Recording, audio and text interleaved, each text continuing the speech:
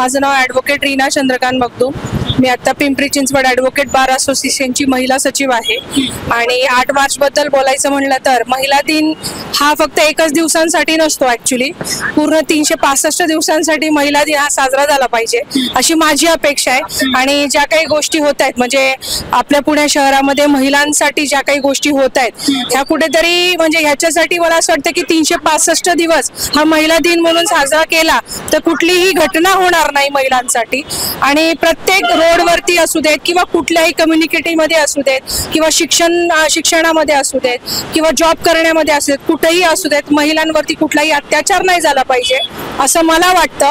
म्हणजे पर्सनली प्रत्येक म्हणजे जेंट्सनी जर प्रत्येक मुलीला बहिणीप्रमाणे किंवा आईप्रमाणे जर बघितलं तर कदाचित मला वाटतं की समाजामध्ये या गोष्टी होणार नाहीत। म्हणून मला असं वाटतं की महिला दिन हा 8 मार्च म्हणूनच नाही तर 365 दिवस साजरा झाला पाहिजे अशी माझी अपेक्षा। एवढं